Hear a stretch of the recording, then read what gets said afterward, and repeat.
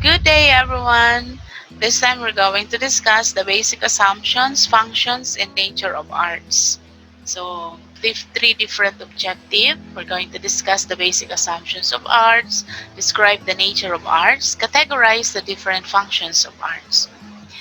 So, when we say arts, it is an expression made visible by a form. So, intrinsic to our existence as humans is our quest to create meaning, and art follows that process to take place. Making meaning involves understanding our surroundings and making our experiences. Art as a truth is an expression, an artist, and the artist is an expressor, translating in order to create meaning. Art expresses and translates. Art acknowledges and reveals. Art transfers and art intervenes. So art is an expression of feeling, belief, and character. The simplicity of the sentence is rather deceptive, and it seems tidier than implications. Just the statement that artist expression is complex and raises questions. What does art express? Why does art express? And how does art express? What does art express? So those are the different questions that you can answer by simply identifying what art conveys to a viewer. The second part of the statement above seeks to expound upon the question of feelings, beliefs, and characteristics. These are what expresses about. Although often they are not easily distilled, our lives as humans are full of complications and complexities. And our thought and experience, feeling, beliefs, and characteristics are reflective of these complexities. So let us not forget whatever our translations to a certain art reflects our own personality. Now, let us continue the discussions regarding the basic assumptions of arts. So assumption means a thing that is accepted as true or as certain to happen without any proof. Okay?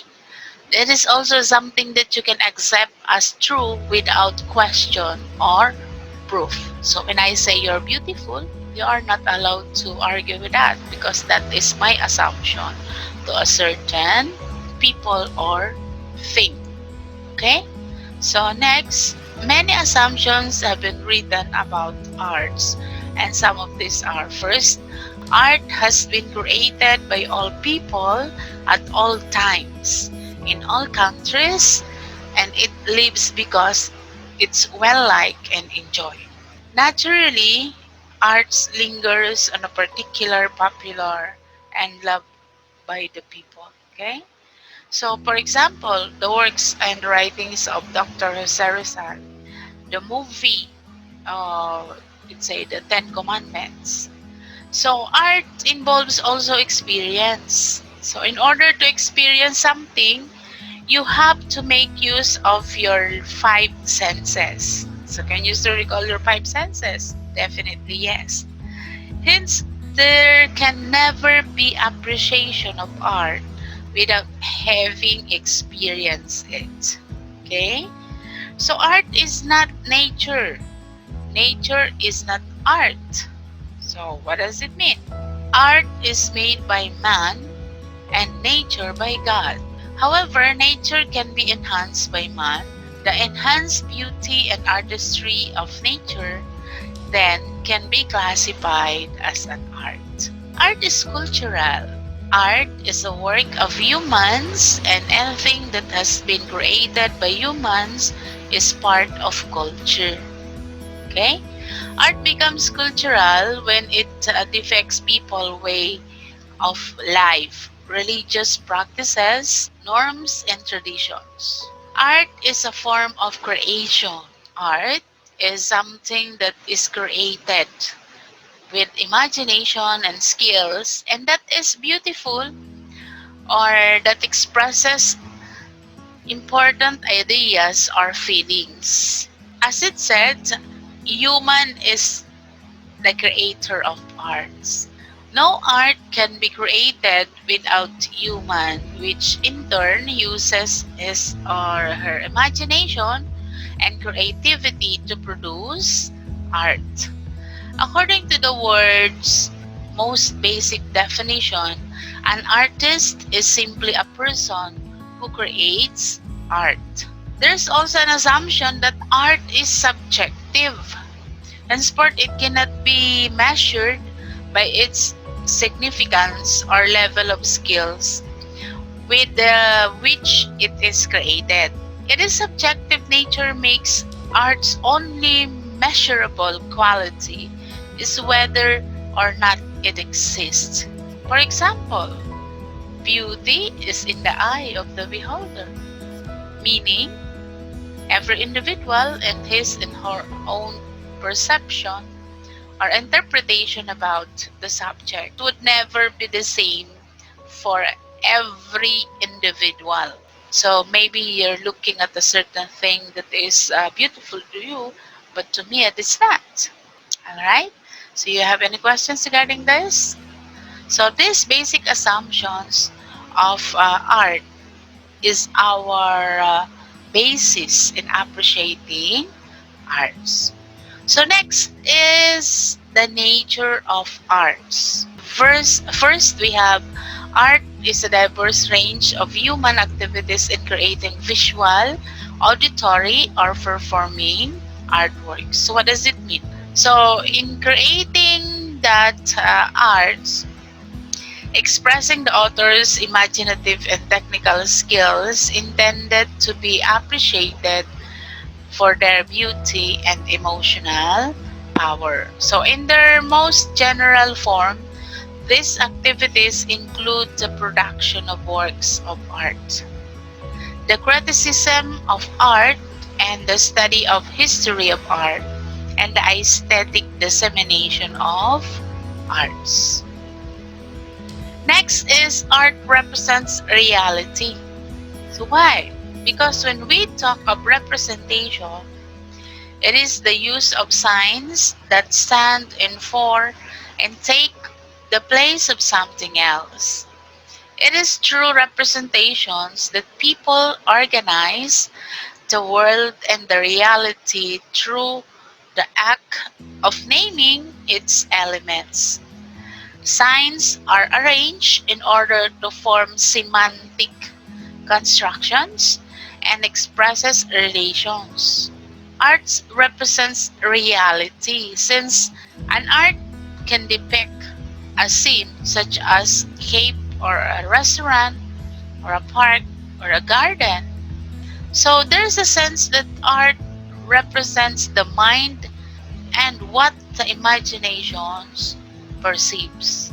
So that is one nature of the art. So art represents a reality. No?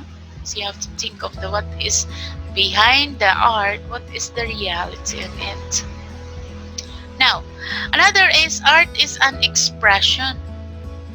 So the expression contained in the form is an attempt to translate the unnamed and the unknown.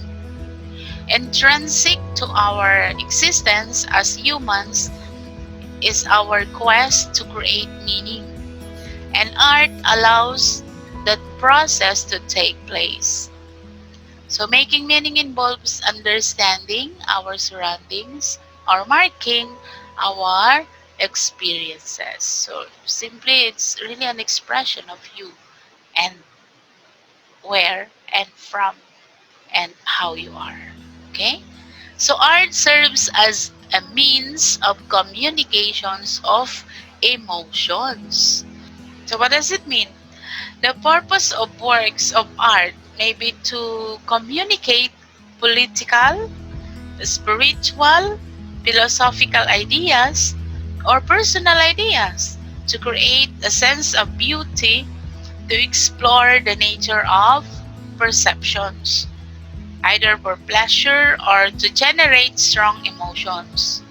So, art is an act of expressing feelings, thoughts, and observations of human conditions. A fundamental purpose common to most of art is the underlying intentions to appeal to and connect with the human emotions. So that is how art serves as a means of communications of emotions. Next to it, art matters. The arts matters because they allow us to express ourselves and illustrate the world around in a different light, helping us to gain understanding of people and society. It gives hope while living in this world. Art matters because it illustrates the human experiences. Okay? Another nature of art is universal. No? Literally, art can be found in every corner of this world. Art is everywhere and it is embedded into the way of life of the people. So exclusivity is out of bounds when we speak of arts because it is for everyone. Art is the true Esperanto, no? An artificial international language, that one form of culture that is genuinely beyond national limitations. Art knows no barriers, not even language is a barrier in understanding it. So let's say, for example, the foreign arts displayed in a museum throughout the world, the painting of Mona Lisa, like the Sistine Chapel, and the photos of well-known places are readily viewed. We have also some foreign performers performing in our country and the line of performing arts. Huh? So that makes art universal. The last one, art is creation. Why? Because it is a combination of already existing material elements into new forms which become the realizations of preconceived idea in the imagination of the makers before they look the shape as things. The materials of each given already in nature, but the form as the maker fashioned it was new. And widest compass art is the making of new things in response to sense of need. The way need itself creates working through as its agent. So let us continue our discussions with the functions of arts. No piece of art can be assigned a function either in essay form or in casual conversation. If it is not the first considered within the proper context, the functions of art normally fall into three categories. These are personal, social, and physical functions.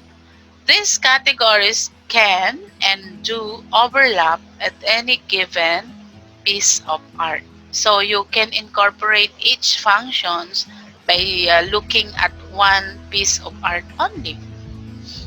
Okay? So the personal function, what does it mean? An artist may create out of need for self-expressions or self-gratification.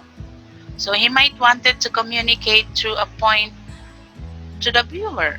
Perhaps the artist was trying to provide an aesthetic experience both for selves and for the viewers. So a piece might have been meant to merely entertain others. Sometimes that piece of art isn't meant to have any meaning at all. Did you see that? So on a slight higher level, art may be served up the personal function of control. Art has been attempted to exert magical and control over time or the seasons or even the acquisition of food. So art is used to bring order to a disorganized and disorderly words. Okay? So conversely, art can be used to create confusion when an artist feel life is too dull and ordinary. Example, the statue of Venus. Have you seen the statue of Venus? The Roman mythology goddess who is Venus, goddess of beauty. So one may wonder why the statue has no arm, yet it is considered to be a national treasure. See? Art can also be therapeutic. Do you believe in that? That art is therapeutic, both the artist and the viewers, for both the actors and the viewers. Expressive art therapy is the use of creative arts as a form of therapy and is fantastic field that has proven to work wonders in many people's life. So by simply looking at a piece of art, it can be therapeutic for both the artist and the viewers.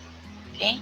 It can help someone express themselves, explore their emotions, manage addictions, and improve their self-esteem. Also, another personal function of the art is that of art is that of religious service. No? Religious art usually expresses collective ideas of human life in relation to the divine. For our purpose, then, an art of spiritual concern is any search of ultimate values through the use of visual form, like the crucifixions. Have you seen that? That is an example of form in relation to our religious belief. Another is the Last Supper. Are you familiar with that painting? So there are personal functions that is related to religious service. Next function or next category of function is the social function of arts. When we talk social function of arts, are those that you go beyond personal intrinsic value to art social benefits. So one cannot conceive the society without art, for the art is closely related to the aspect of social life. Of course, individual and their society are dynamically related. That's why arts communicate. Most often, it is constructed with the intention of sharing responses to and opening and opinions about life with others. Art enriches, informs, and questions our world.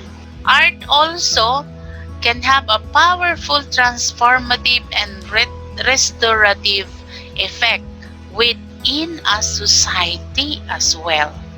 So when high valued, it can be both social and financial assets. Now, art performs a social function when influences social behavior or the political functions and also the display and celebration. So what does it mean? When we say influences social behavior, it seeks or tends to influence the collective behavior of a people. Let's say, for example, the Bayanihan painting. Some people think that the art designed to influence social behavior is corrupt, impure, or mere propaganda, and so on. But for you, as a student, what does it mean? What is its function? Huh? Now, another one is the display and celebration. So it is created to be seen or used primarily in public situations like fiestas, parade, Okay. So one function of sculpture and painting in the commemorations of important personage in society. The statue of national heroes that grace our park and plazas are commemorating works of that are commissioned painting of leaders or rulers. So often they serves to record important historical events and reveal the idea of heroism and leadership that the community would want the young to emulate. But social descriptions expresses or describes social or collective aspects of existence as opposed to individual and personal kind of experiences. What are the physical functions of art? For others, this is the easiest to understand. But work of art that are created to perform some service have physical functions. What are these? The form and functions, architecture, community planning, and functions and beauty. So, when we say forms and functions, the function of an object is generally essential in the basic form that it takes. For example, the chair is designed to allow the seated body to rest comfortably on it.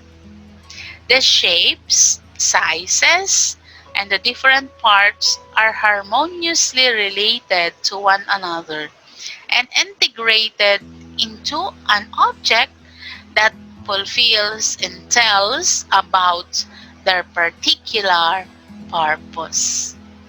So that is how the physical function of arts when it comes to the form and function. Next is the architecture. So the design of a building, let's say for example, is determined primarily by its operational function. So when you go to different cities, buildings from city A is different from the buildings on city B. What is the building for? Who are going to use it? How many are they? The design of the building takes is also adapted to the climate of the region. So maybe locally, the design of houses in Quezon province merely different from the design of houses in Baguio City. So the architect must take the physical, the psychological, and the spiritual needs of the family into account when he design a house. Okay? Now, community planning. What does it mean? Why is it? It is one of the physical function of arts. It is because community is more than just a group of buildings. It is a group of individuals and families living in a particular locality because of common interest and needs. So community planning involves the efficient organization of buildings, roads, and spaces so they met the physical and the aesthetic needs of the community. So talking of the community, community planning takes into consideration the assignment of areas for proper land uses. So these are the residential districts. So if we are going to categorize the land use for residential, so there is a special areas assigned for residential purpose.